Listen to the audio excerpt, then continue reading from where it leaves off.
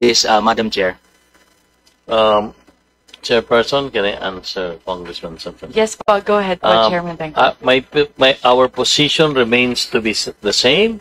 It is the belief of the current management of PAGCOR that we have to really separate the regulatory and the operational functions of PAGCOR.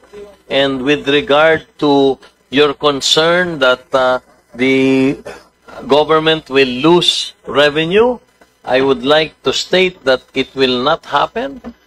In the example that you are stating, Congressman Sanfernando, that PAGCOR closed a casino that was making so much money, hindi po totoo yun. I have the numbers again that we will submit to the chairperson and to the committee. Alam niyo po, Congressman Sanfernando, yung pong binabanggit ninyo na Casino New Coast, ngayon po, 23 po ang tao ng PAGCOR. Mas malakas po ang na-generate namin license fees compared to when we were operating that.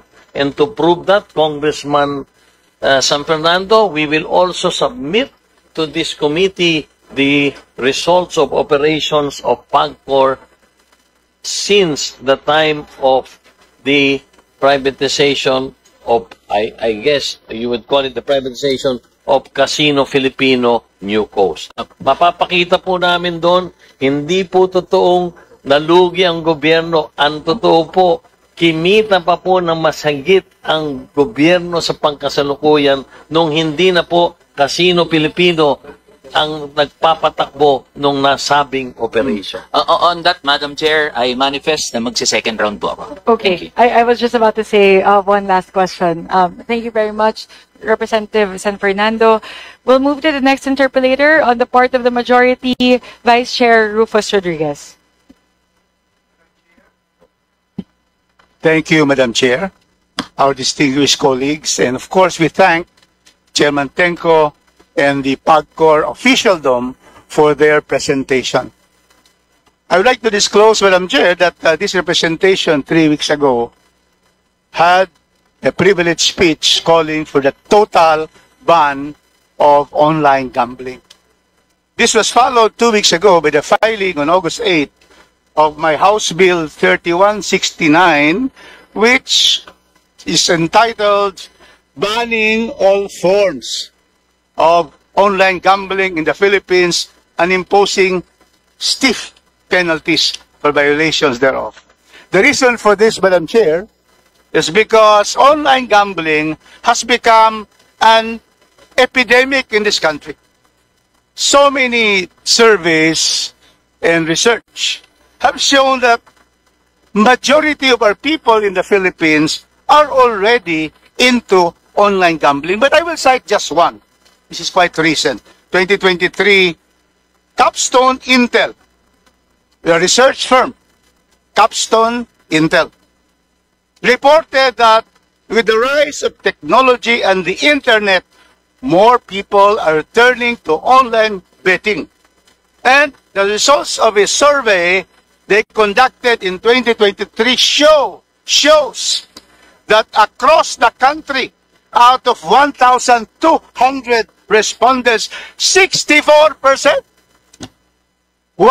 two-thirds of our people are now into online gambling. And what is worse, very, very with concern, it also showed that 66% of these 64% are at the ages of 18 to 40. So what happens to the 21 threshold of age? No, 18 years old to 20, 66%. Therefore, this is an epidemic. And that is why we have to file this, to arrest this epidemic. So my first question to our dear chairman, Chairman Tenco, what do you say to the Department of Health Secretary Teodoro Herbosa, who said that addiction to online gambling, as shown by 64% of the Filipino people, is a mental health issue, and that an adverse effect of gambling is habit forming? May we know the answer? Madam Chair, may I answer Congressman Rodriguez? Yes, please proceed, Chairman Tenko. Congressman Rodriguez, definitely, first of all, in the study of Capstone, which I had also read, because as I was telling Congressman Valeriano earlier, so many studies now are going around regarding online gaming, primarily because online gambling, primarily because it is really all over the world. No, it is not only in the Philippines, and I think these studies will show that this online gambling craze has really been going around the world already. So, yes, one, I would like to emphasize that in the report that you had mentioned, ages 18 to 40 are involved in online gaming. But I want to emphasize, Congressman Rodriguez, that those who are included in that report of ages 18 to 21 are not coming from the licensees of PAGCOR, because we are truly strict when it comes to the registration. And we make it a point as much as possible to register only those who are 21 years old and above. So, portion of that definitely hindi na po namin aming jurisdiction. Pero totoo po yun, alam niyo naman, in anything talaga, pag nasubukan mo at nagustuhan mo, nagkaroon ka ng pagkakataon na nanalo, nagkaroon ka ng pagkakataon, nakatikim ka na yung ganitong halagang itinaya mo ay tumama ng ganon, talagang there will be an addiction. Kaya po, kung meron pong ginagawa, Congressman Rodriguez, ang PAGCOR ngayon, ay yung higpitan ng mga regulasyon, bigyan ng pansin ang responsible gaming, sapagkat ang paniniwala po namin, pagpatuloy rin tayo nagpapaalala sa ating mga kababayan tungkol sa mga ills of gambling, then baka pag nasa sa tamang edad naman sila, they will realize that gambling can be addicting. In fact, Congressman Rodriguez, we have launched and changed the tagline of PAGCOR. Dati po, ang PAGCOR nakalagay game responsibly, keep it fun.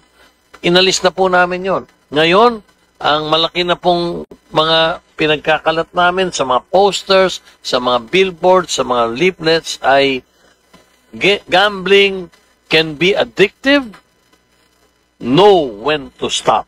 So it is a strong message reminding the Filipino people na ang gambling pagka hindi mo na control yan ay tunay na nakaloloko. Kaya ako po sa PAGCOR sa pangkasalukuyan, ang posisyon namin ay stricter regulation ang paniwala namin, sapagkat sa akin pong paniwala at sa paniwala po ng pamunuan ng PAGCOR sa pangkasalukuyan, maski po sa magkaroon ng total ban, tuloy din po ang illegal gambling, at ang masakit po ron ay lalong malululo ng Pilipino dahil walang proteksyon ang mga manunugal kung sakaling total ban na po yan, at higit pa ron ay wala pong papasok na revenue talaga sa ating pamahalaan. Yun lang po ang posisyon namin. Yung pong posisyon ng ilan sa inyo na gusto'y total or minumungkahi ang total ban on online gaming, ginagalang ko po yun. Pero sa side po ng PAGCOR, na isa sa pangunahing dahilan kung bakit nandito ay to raise revenue, ang amin po'y dapat na lang siguro ay higpitan pa natin ang regulasyon nang sa ganon ay mabalansin natin ang pagpasok ng pera sa gobyerno at mabigyan ng pansin ang mga sinasabing nagkakaproblema sa addiction sa gambling. Yun lang po, Congressman. Thank you, Chair Tenko. Madam Chair, may I proceed? You stated that it's worldwide, but you see, we are concerned not of the world, but we are concerned of the Filipino families and our own Filipinos in our country. That's why we believe that it's about time already to stop the online gambling. My second question, Madam Chair, is the Catholic Bishops' Conference of the Philippines has sounded the alarm, calling it a moral and social emergency. I'm calling it an epidemic. The church, the religious, is calling it a moral and social emergency. What does the secretary, what does the chairman say about this statement? I had corresponded with the CBCP, and I do accept and respect their position on the matter, just like, as I mentioned, all the congressmen or lawmakers who have the same position, we accept it, but I am still of the belief that by enforcing stricter regulations, by controlling so many of these other things that are related to online gaming, we will be able to control such. Thank you, Chairman Tenko. What can you say to the parents of two young individuals in Misamis Oriental and Cagayan de Oro that has committed suicide because they were already very much indebted and they are already addicted? What do you say to them? The families have lost their loved ones.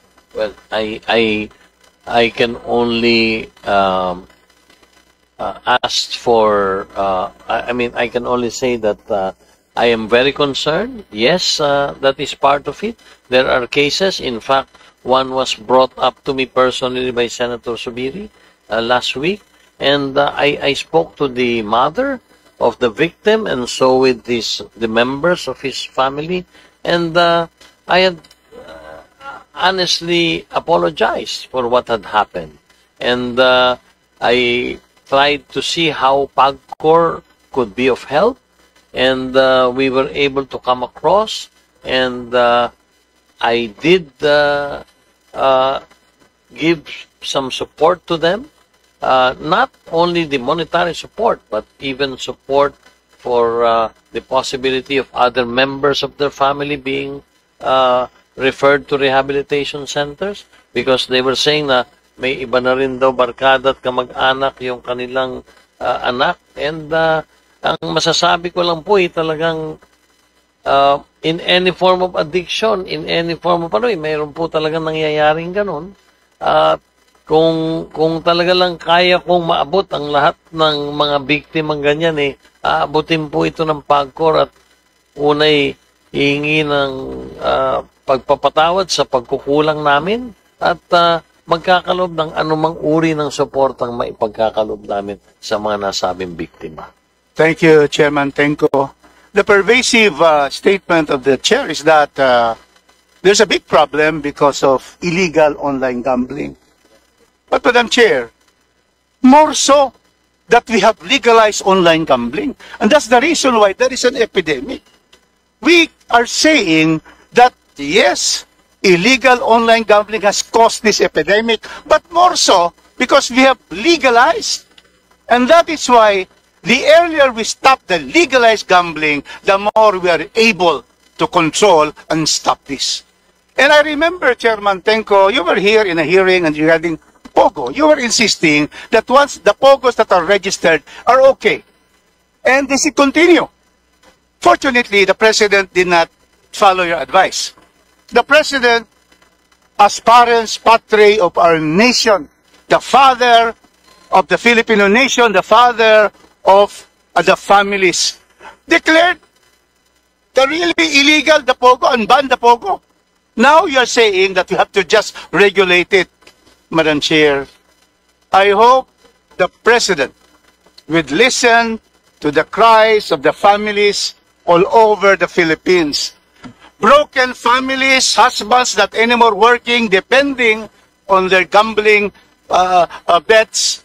We see here that we hope the President, as I end my intervention, I hope that the President will soon announce, in the interest of parents patri, to be able to get away from and solve this epidemic, to cut also the legal gambling, and fight it out with the illegal gambling. Thank you very much, Madam Chair, for the time. I end because the second bell has rung. Thank you. Thank you very much, Vice Chair Rufus Rodriguez.